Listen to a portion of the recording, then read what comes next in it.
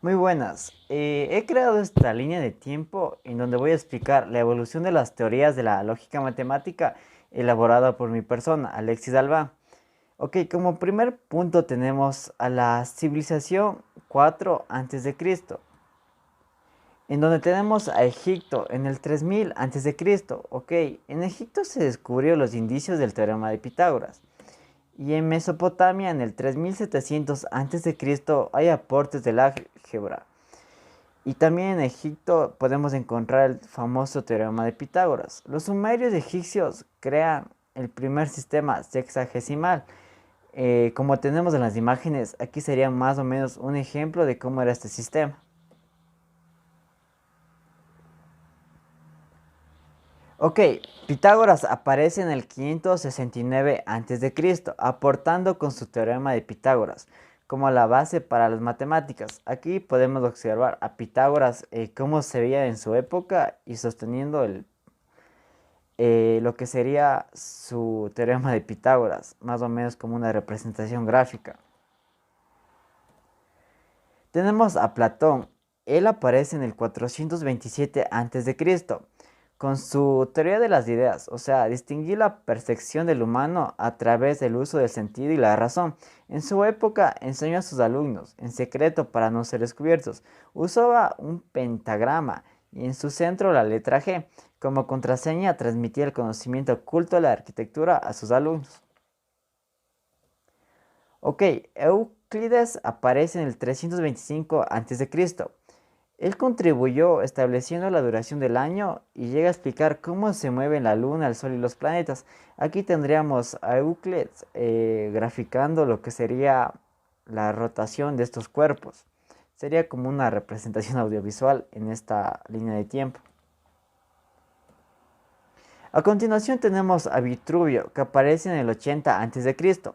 Él aporta a la arquitectura que las edificaciones deben ser proporcionales entre sí, tomando de referencia el cuerpo humano. Aquí tenemos un gráfico de cómo debería ser el cuerpo humano proporcionalmente y cómo esto lo aplicamos en la arquitectura para que quede totalmente estético.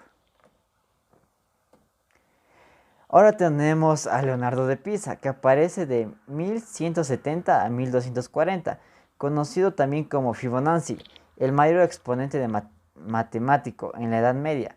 Da a conocer el cálculo aritmético. Aquí tendríamos una imagen de Leonardo de Pisa de cómo se veía en su época. Ahora vamos con Luca Pacioli, que aparece en el 1494. Publica en Venecia el siguiente artículo, o sea, de la suma de aritmética, no, perdón, como es el Proportionate et Proportionalita, en cuyo prefacio insiste ya en el carácter fundamental de la ciencia matemática, cuyos principios deben servir como guía de todas las ciencias y las artes. Tenemos a Johannes Kepler, que aparece de 1571 a 1630. Adjunta que el teorema de Pitágoras es importante en la geometría. Su mayor aporte fueron las leyes que rigen el movimiento de los planetas y aquí podemos observar cómo era Johannes Kepler en su época. Tenemos a Pierre de Fermat y a Barrow, o también conocido como Pascal. Estos dos demuestran el florecimiento de renovadas concepciones de las matemáticas en base a la teoría de las probabilidades. Aquí tendríamos un gráfico de estos dos autores y en el centro los dados que representarían la teoría de las probabilidades. Como siguiente punto tendríamos a Guarino Guarini, que aparece de 1624 a 1683. Construye la cúpula de San Lorenzo en Turín, gracias a la geometría descriptiva. Aquí tendríamos una representación gráfica de Guarino Guarini, de cómo se vería en su época. Ahora pasamos con Isaac Newton, que aparece de 1643 a 1727. Establece bases en la revolución de la física con la formulación de varias leyes que llevan su nombre a una trayectoria de ciencia moderna por las entidades de espacio y tiempo. Él propuso la ley de la gravitación universal y estableció las bases de la mecánica clásica mediante sus leyes. Ahora tenemos a Gottfried Leibniz. Al emplear el cálculo integral. Desarrolló la geometría descriptiva que ayudó a Guarani a construir la cúpula. Él aparece de 1646 a 1716. Ahora tendríamos a Leonhard Euler, que aparece de 1707 a 1783. Fue un matemático y físico suizo.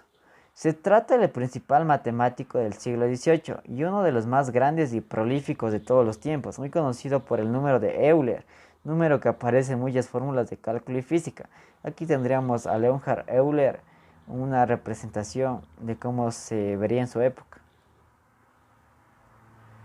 Tenemos ahora a Carl Friedrich Gauss, que aparece de 1777 a 1855. Fue un matemático, astrónomo y físico alemán que contribuyó significativamente en muchos ámbitos, incluida la teoría de números, el análisis matemático, la geometría diferencial, la estadística, el álgebra, la geodesia, el magnetismo y la óptica. Fue de los primeros en extender el concepto de divisibilidad a otros conjuntos, además de los números enteros. Aquí tenemos una fotografía de esta persona.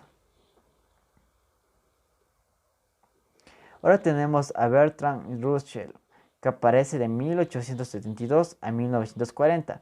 Él fue un matemático alemán, con su obra basada en aportes de la lógica. Al estudiar la lógica de Aristóteles y los trabajos de Cantor, con la teoría de conjuntos, varias paradojas que resolvió mediante la teoría de los tipos. Además, más tarde estableció una teoría similar de la jerarquía de los lenguajes y la eliminación de las paradojas semánticas. Se propuso axiomatizar la matemática a partir de los conceptos lógicos y la lógica moderna, formal con su obra Principia Mathematica. Y finalmente tendríamos a Albert Einstein, que aparece de 1879 a 1955 con la teoría de la relatividad. Es famosa por su predicción de fenómenos bastante extraños, pero reales, como por ejemplo el envejecimiento más lento de los astronautas respecto a las personas que vivimos en la Tierra y el cambio en la forma de los objetos a altas velocidades. Bueno, esta sería mi línea de tiempo elaborada por mí y también adjunté la bibliografía. Aquí tenemos la bibliografía y tenemos de dónde sacamos el documento para realizar esta línea de tiempo. Muchas gracias por su atención.